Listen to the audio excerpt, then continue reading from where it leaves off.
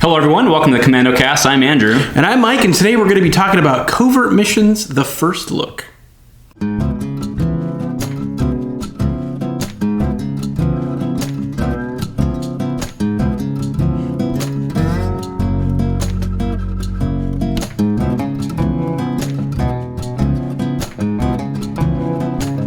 Hello everybody and welcome back to the Commando Cast. This is episode 45, and yes, we are doing our spoiler take now, about a month late to the game. I think they came out about a month ago. Yeah. Mike and I always commit to doing that, of course, but we're never super excited because they always give it to us so far in advance that we have plenty of time. So we still have no release date, although there's been rumors of October.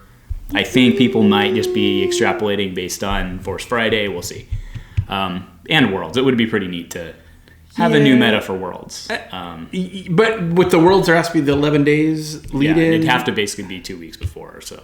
Right. Well, I mean, it would fit. Isn't the Worlds the 16th and then Force Friday is the 4th? Wouldn't it make sense? Yeah, that would be crazy. That's 12 days, right? Or the 5th. It's just, I think we're saying. I think I'm thinking 4th because of May the 4th. But I think it might actually be the 5th. Either way, right. It would be enough time. Exactly. I mean, so it would be like Worlds chaos, right? But the reason I think that's interesting, because you, when you were setting up your Prime for Smugglers, you were basically saying, I don't want it on this meta. Yeah. Right? And guess what we got? Yeah, well, I mean, it is what it is. They have to work around dates, and that's fine.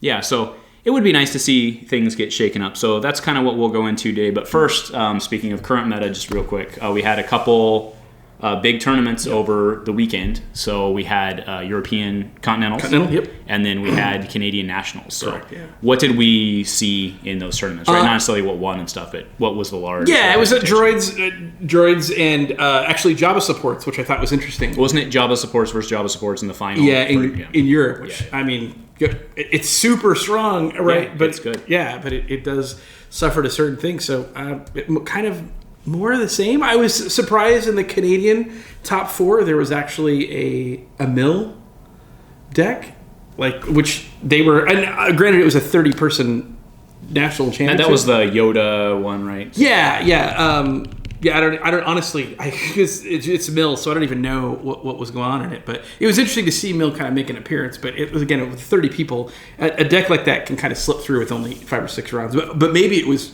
really good too. It's possible. Yeah, I mean, and if it surprises people, right? We've seen that a lot. So, okay, I mean that's cool. So I don't think there's really anything game changing, except we've kind of seen the not really. I don't think demise of Ewoks is the correct thing to say, but we've definitely seen the prevalence of Ewoks decrease, right?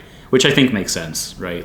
Well, people start teching, and I think that's one of the reasons why you might see a deck like Jabba kind of peak a little bit in Europe, is if people were teching specifically for Ewoks. I think Jabba then all of a sudden gets better in that, that world. So yeah.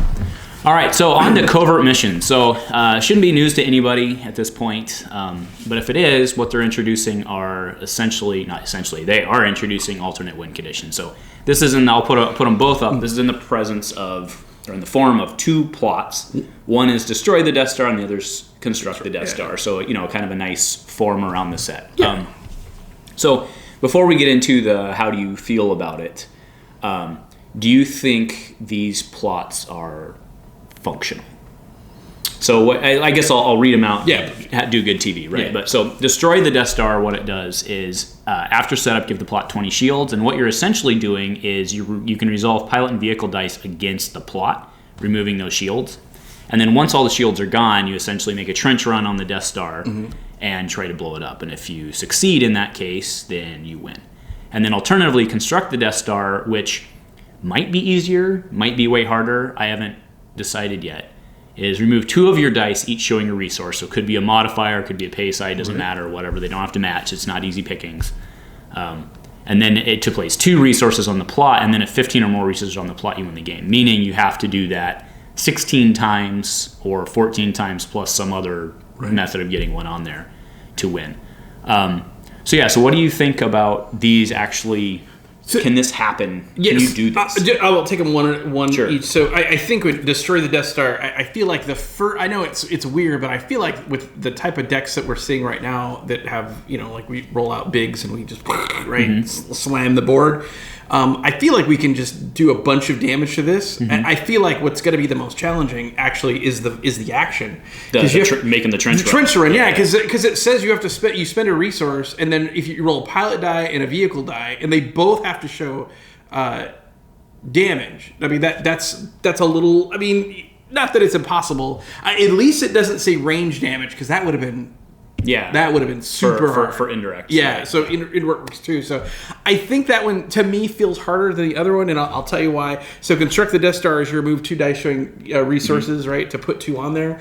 I think and one of the other cards that we're gonna talk about later works with this. To be fair, a lot, our FFG does themed articles, as we know, so a lot of this will fit into what we're talking about. But since these form really the core, this is what I wanted to start. I can see some people playing Construct the Death Star with a really disgusting control scheme where you just are doing nothing but stalling your opponent and then building towards this. Yeah, I mean, I think that's the only way to play this. right, yeah.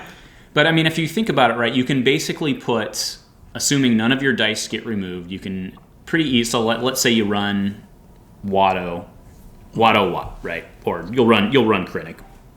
In fact, let's just go to Krennic to have the discussion, right? So Krennic, he's a 10-point red character, or 10-13 red character with 10 health, villain, character leader, 2 focus, discard, 2 discard, 2 resource sides, and a blank. Point value of your Death Star plot's decreased by 1, which makes sense. After you activate this character, you may turn 1 of your dice to a side showing a value of 1. So I want to come back to the Krennic discussion in a second, right? Okay. But I want to use him because he obviously fits into Death Star. Right. So let's say you run him and Watto, right? The points don't work out great. I'm not saying this is the deck, right? I'm just saying use those 2 guys as an example, right? You've got a lot of resource sides there. You can probably pretty easily put on 4 resources a turn, meaning you remove 4 resource dice. But then you're not doing anything else. Right. So, yeah, I don't know. And then, because then you only have 2 money as well, right? So you're only playing an Entangle or a Beguile or 2 removals or...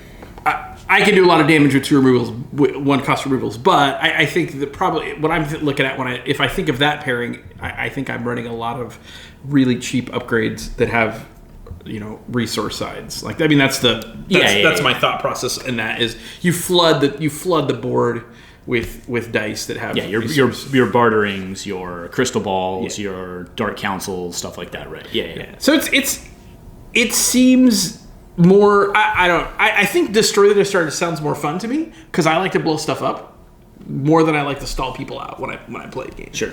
I also think interesting thing about Destroy the Death Star is if you and I'm actually curious to do this. I want us to get these decks and actually play some against each other. Like I'm trying to destroy these 2 against each other. Yeah. And then really see, like, is it possible for can you, let's say you're playing the Rebel player, is it possible for you to ignore me completely while I pick off your dice to destroy the Death Star, or do you have to kind of pivot to me a little bit and then also do the Death Star, and then as the Imperial player, right. how is it going to work? So I think it can make for some interesting games. Yeah, I think that game's in a vacuum though, right? Because I think the reason I think Destroy the Death Star is easier and harder at the same time is because it's doing 20 damage is actually not that hard.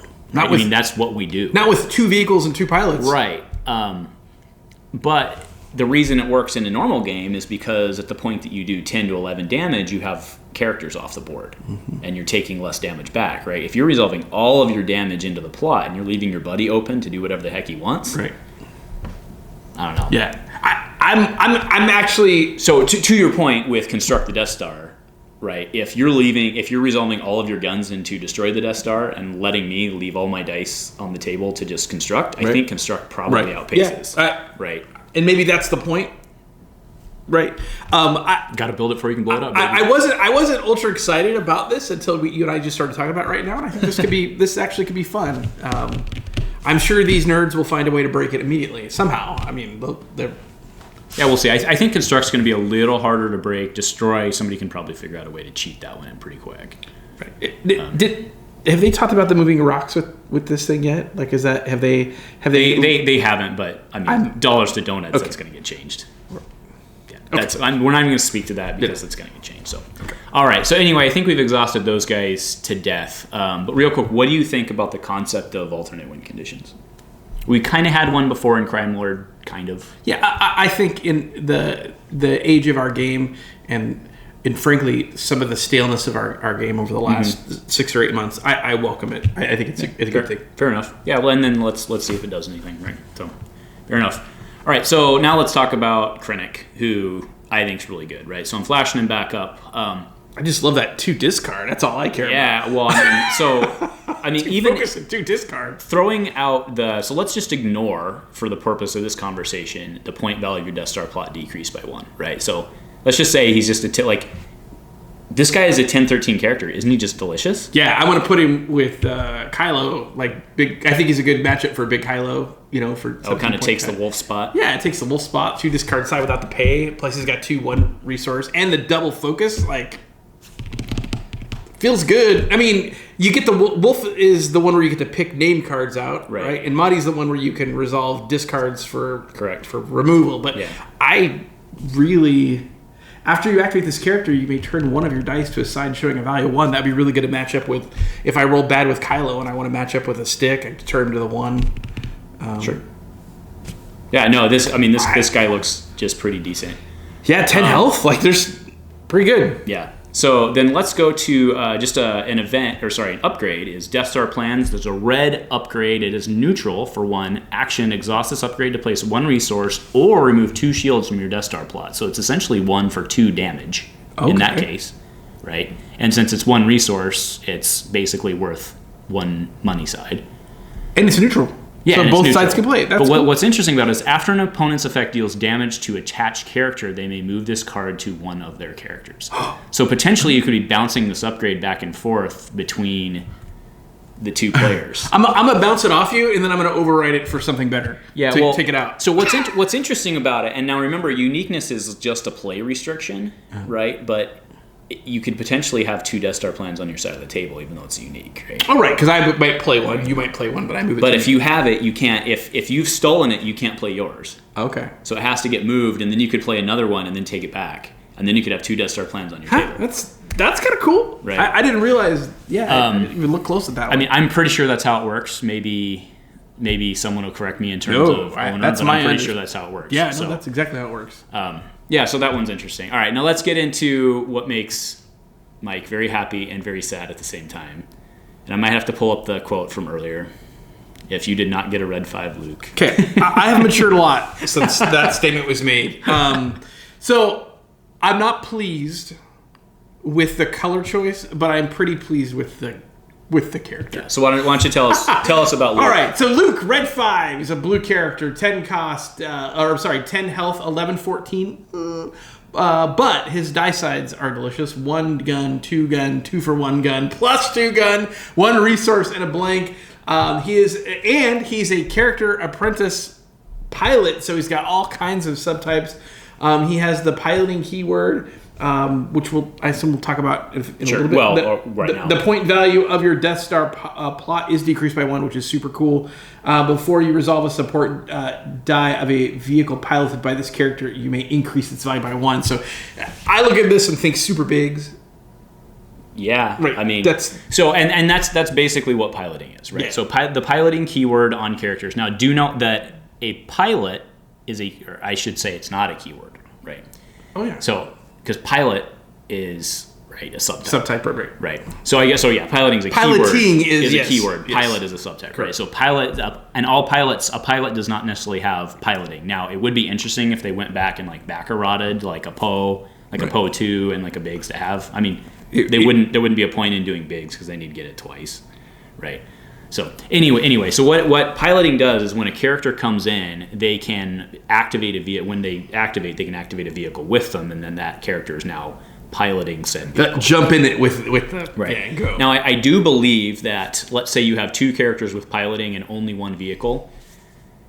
Character A can come in, bring the vehicle in, and then character B, when they can come in, can actually pilot the other vehicle as well. It doesn't activate it because it's already activated, but then you could have 2 guys piloting the vehicle, and that might matter for keywords, or that might matter for that's correct. That's the actual.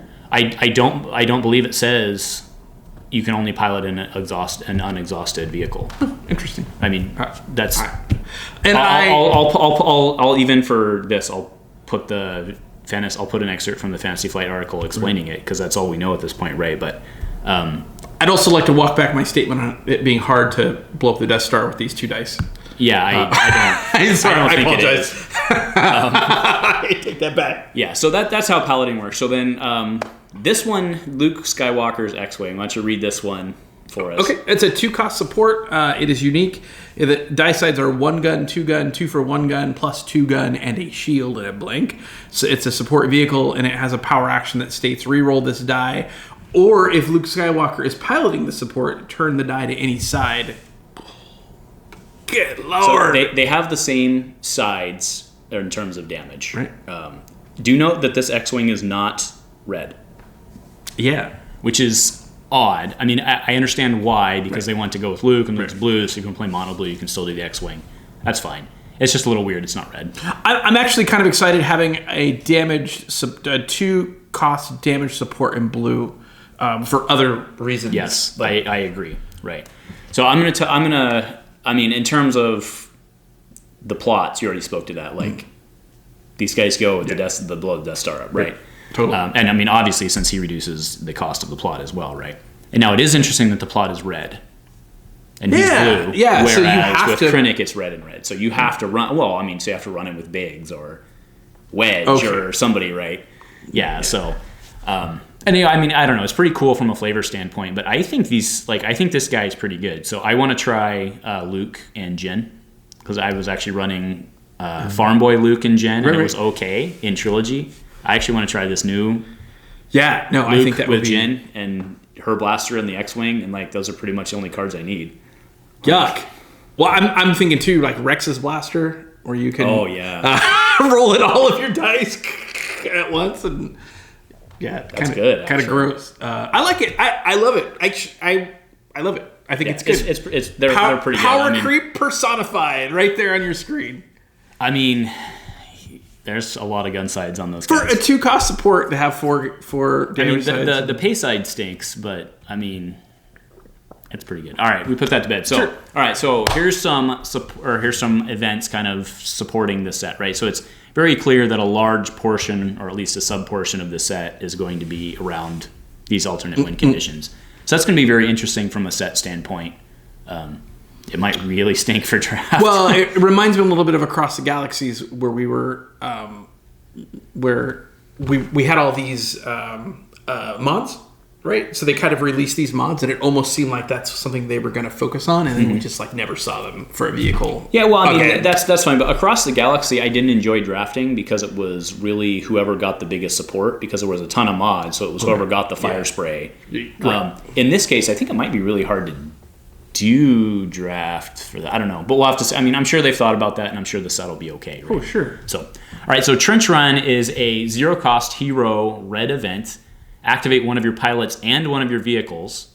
So that's interesting, because if your pilot has piloting, can't you actually activate 2 vehicles with this? I would think that, if my understanding of piloting is spot So on. then you may spot a Death Star plot to play a card titled Trust Your Feelings from your hand or discard pile, and then Trust Your Feelings is a blue hero event, 0-cost.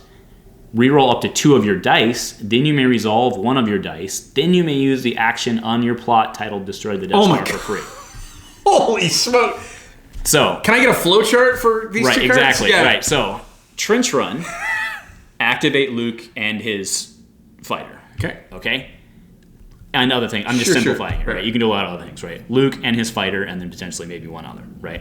Then you can. So the dice are in your pool now. They're in your pool. Okay. Then you can trust your feelings, which you always should. Good point. Yes. And then reroll up to 2 of those dice, so you get a reroll on your 4 side, or on your 66% Luke and Luke's X-Wing die. Right.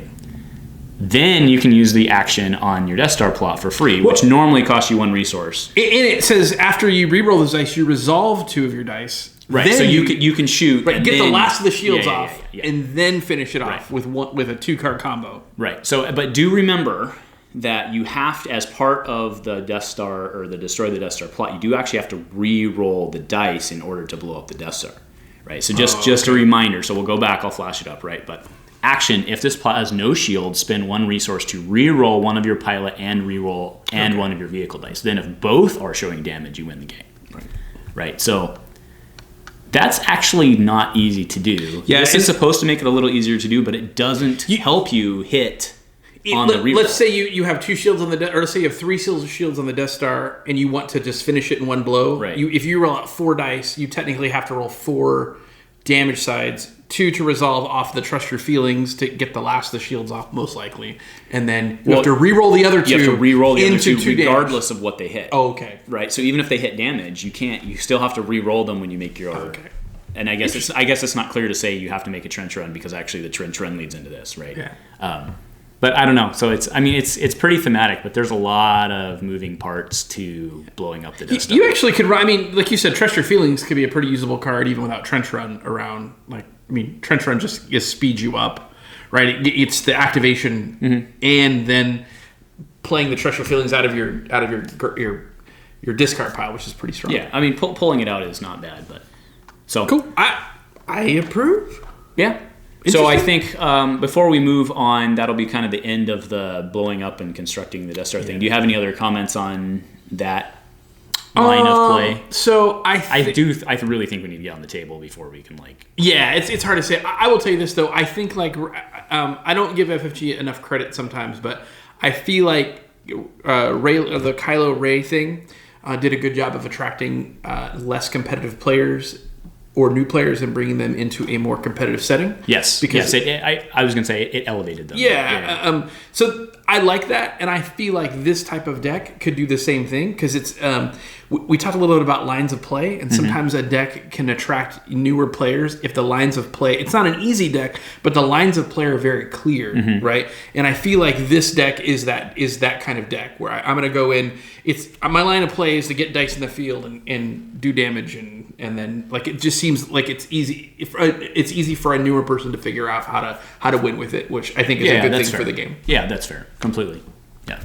All right. Great. All right. So moving on, let's talk about Boba Fett. There is a lot to talk about on this guy. So Boba Fett. This is the Boba Fett I've been waiting for. So Boba is my favorite character. Right. Always has been. You can joke if you want. Doesn't matter. Right? Boba's always been my favorite guy, and when the Legacies Boba came out, I was really bummed out. He just didn't fit. He wasn't thematic. This one I like a lot. So he's a character bounty hunter yellow, villainous of course. Although there's some argument to be made. If he's a bounty hunter, shouldn't he be neutral? But he's a jerk. He's evil. Whatever. So anyway, 11 health, which is pretty good. And then his sides are 1 gun, 2 gun, 2 melee. That's right. No pay sides, ladies and gentlemen. Yeah. Disrupt, $, and a blank. He is 11-14. He is legendary, unfortunately. But of course his ability, after an opponent's character is defeated, for each bounty on it, you may roll one of this character's character or upgrade dice into your pool. So if you ever needed a reason to run bounties, you got it. Is his die the same as Django's? No, Django has a 1 melee. Oh, and obviously 2 money, right? But right, okay. Yeah. I know you meant the damage sides. Yeah, interesting. Okay. But, I mean, they're the same cost. Django, they're very different characters, right? But because Django, there's still really no real reason to play bounties with Django.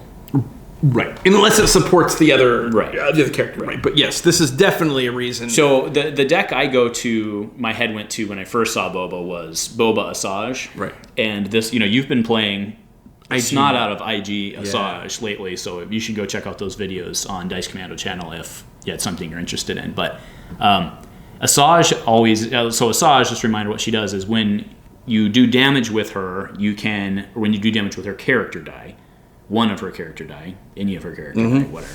When you do damage, you can discard a card from your hand if the character resolving against has a downgrade on it. It does not have to be a bounty, but of course bounties are downgrades to remove a die. So Asajj has really always been kind of hurting for a good partner in the 2 die realm. Right, yeah. In the 4 die realm. So obviously the first one was, they and FFG kind of tried to sell it to us in the original spoiler article with Asajj and Dengar together. And they were okay, but Dengar's 1 ping damage was just never very good. Boba being able to basically go Balatik on you seems pretty good. So Asajj can hit, do damage, and remove, and then Boba can all politique on your butt. And this pairing right here will cause you tons of problems trying to figure out who to kill first. Because there is no good choice. Both of them can bounce you off the table. Asajj with her massive die sides and her removal, and then with Boba, like you said, going all politique on you. Like, I think you have to kill Boba first because you don't want those. You don't want him to go politique. On you, but still. I'm okay with finishing a game. I was actually going to say I think you take Asajj because it makes it harder to kill.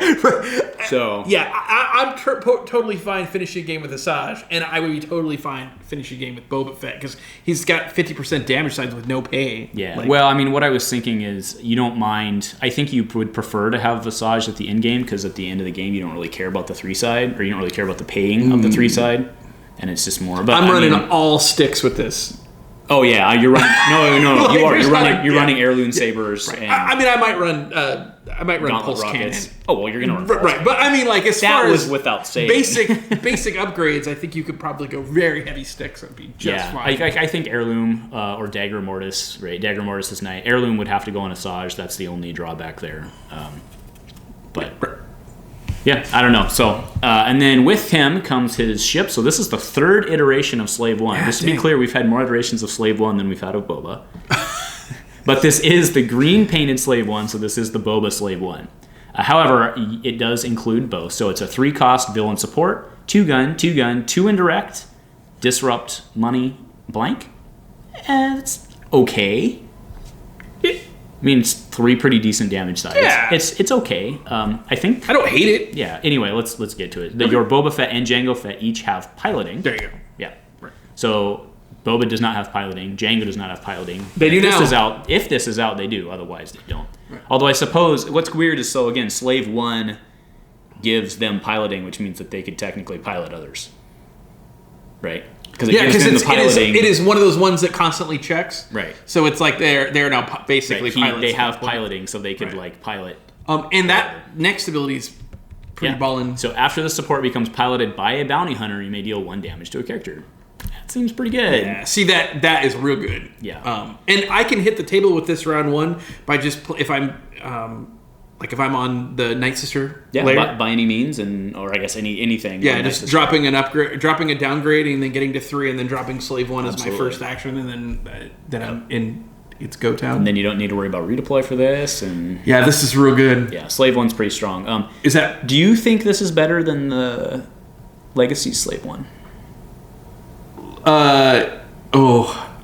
Because the power action on that one's pretty sweet. And the utility on the power, and that has become better over time, right? Because when we first got that one, I think a lot of us were like, okay, yeah, it became real good in Across the Galaxy. Yeah, but I think the speed that you get when you have it with Boba and Jango makes this better in that pairing. But sure, maybe the other one's better and not those pairings.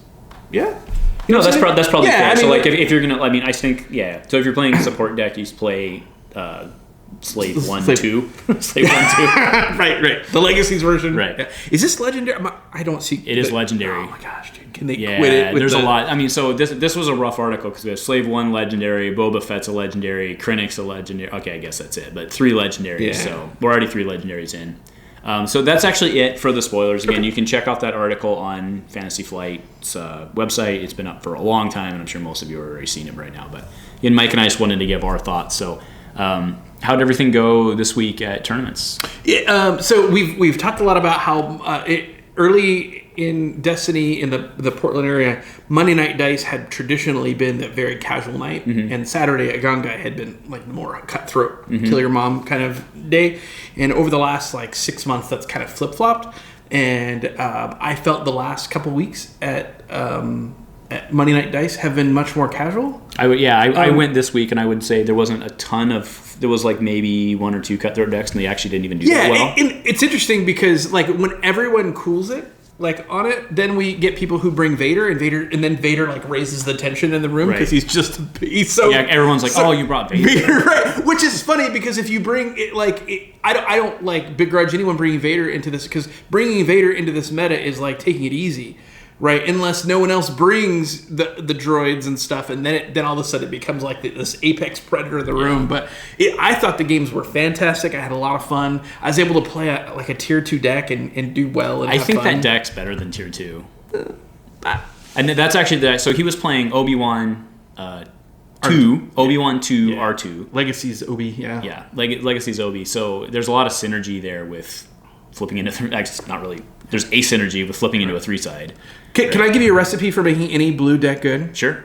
So go take whatever, take your 30 cards, take any 2 upgrades out of it, and then put in 2 copies of Demon Mastery.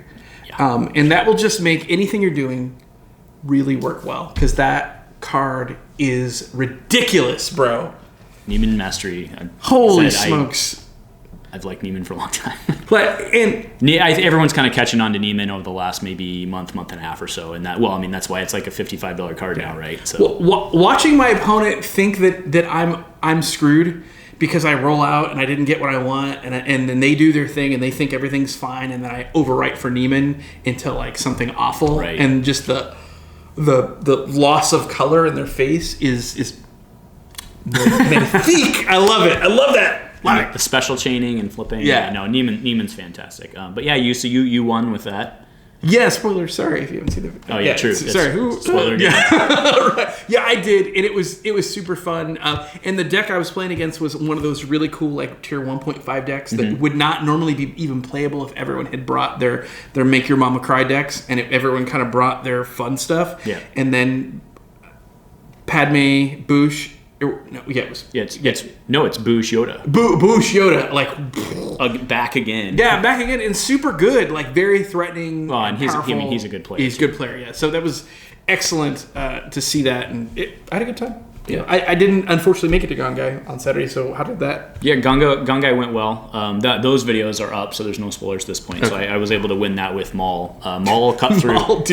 Maul cut through droids, and he cut through Vader. So the Vader match is typically very bad for Maul, but he was able to pull it out.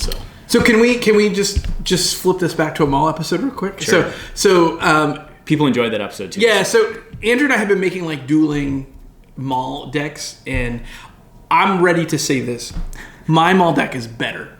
It's more inventive. It's certainly more fun than his is, but yours is superior. Oh, it's more effective. Winning games. Like, it is so good. Like, every time I watch that deck now, I'm like, holy mackerel, like, that deck is a trap. Like, you think you were doing just fine. You were doing just fine because you're like, oh, I've got Maul to 9 health, right? But you look down and you have 14 damage on your characters, and maybe one of them's dead, and then you're like, woo! I got rid of that Maul, good to go. And you look down and your Commando's got 3 lightsabers. He's got a pulse cannon on him. Yeah, so that is, I'm ready to see. I bow down to your superior lethality of your Maul deck. It is the best one. So yeah, that ping damage on the ping damage on the Commando is awesome. It went up the day before this will get posted, but Braven had 1 health left on his Vader, and he just had to seize the day. Like, that's what he needed. If he seized the day, he was probably maybe going to be able to roll in and win. Right. And he didn't get it, and like before he even rolled in, I was just like, power action. Yeah. And then other people in the room was like, what was the react? And I was like, it doesn't matter. And the damage out of hand, it's one of those ones where damage out of hand is super good. I find that people that are really good at Raylo, like the decks that deck is starting to really morph itself into almost every card in that deck is a damage out of hand card now. Raylo, yeah, with Raylo, because I think that's so good. Yeah, I think that's just when when that deck is at its best, it's doing it like it has 4 kind of quasi okay dice. Mm-hmm. You remove one of them and you're like, yeah, but you look down and you still had 7 damage done to you, or 8. I've done like 9 with no upgrades. Like on that, yeah. I mean that it's kind of gross sometimes. Yeah. So damage out of hand. And actually, I want to give 2 shout outs to the Hyperloops in this one for articles they wrote this week. There was 2 really good ones. So earlier in the week, I think it was Quinka put up a basically like Raylo, you're our only hope type article or something like that, right? So I'll link to that in the comments or in the description. Right. But basically in there he was talking about steadfast. And one thing that throughout again, go read it yourself, but throughout the article he basically breaks down how he thinks the right number of steadfast to run is 1. And the question I have, if by chance you watch or one of your loopers watches and they can feed it up, right. I'd be very interested to hear from you on why you think Steadfast at 1 is the right play, because Steadfast really is best turn 1, right, when you can get 2 damage out of it. I mean, again, it's still damage from hand. It's still a very good card. And it can do that kind of that supply strike through. So just a reminder, so what it does is if there's no cards in your discard pile, it can move 2 damage to another character. It's a 4 damage swing in round 1 with no cards in the discard. So, and again, that doesn't happen that often, but because that happening is so powerful, I'm curious why, if you're running Steadfast, you think 1 is the right number. Because it seems to me that if you're going to run it all, you should go for 2. So, but I mean, obviously a very good player. Yeah. Oh, and a great deck builder. So yeah. that's why I'm very curious to hear the analysis / logic on the 1. For me, like you said, you mentioned how good Polarity is, right? Polarity is add a shield, do a damage with ambush. So for 1 resource, you're basically kind of getting, it's a 2 damage swing. It's 2 damage with ambush. Kylo's alive, right? Yeah. Steadfast, when it's not at its prime, is also a 2 damage swing with taking 1 off mine, putting it on yours. And then it has the heightened ability where if you get lucky on that 1 out of every 5 games where you just happen to get nailed hard and then you haven't done any discarding yet or played a card that's gone to the discard, it becomes a 4 damage swing. It almost be I don't know if you've ever, well, obviously you have, but if you've ever had a first aid played on you after you've done your damage and then the player just erases your first turn damage. Right. Yes. That's kind of that same power level to me is Steadfast, that first play. So Steadfast to me almost feels better than Polarity because it has feels like it has maybe a higher upside. Although I get Polarity's play because you could do a damage and gain a shield and then ambush into more damage with Kylo. So I get that one too. But. Yeah. So anyway, I'd be very curious on that. And then the other Hyperloop shout out. So today, Joe Colon had an article. And of course, right now I'm spacing on what it was. But is this the how things work? Oh yes, thank you. It was the how stuff works. He was talking about all the triggers on droids. Go read this article. Top notch writing. It was really fantastic. Basically, he just went through because we have seen players do this a lot, where they will use one of the non-DDO droids day out ambush cards like Instigate, and then they'll try to do both their strike triggers simultaneously, or even worse, they'll try to do them out of order, right? And that of course doesn't work, right? So he was basically so that was like the level 1 me doing right, level 1, basic, and he goes to like level 10, right? Yeah. So go read that article; it's really good, and. Basically he starts the article by saying, make sure you know this so you don't get called on in a tournament. Well, now that he's published it, everybody knows it. So if you don't, you're going to get nailed at a tournament. Yeah. Right. So know your role, right? Yeah. Right. And I tell you what, the loopers, not only do those guys provide excellent shots fired for the community and give us stuff to talk about, but they lay down some serious knowledge on the game, and I always appreciate that. Yeah, it's very, very good. So. All right, so we've kind of exhausted everything, and I don't even know what time we're at, but it feels long. So, again, if you like what we're doing here, give us that like, subscribe, and if nothing else, go Commando. Go Commando.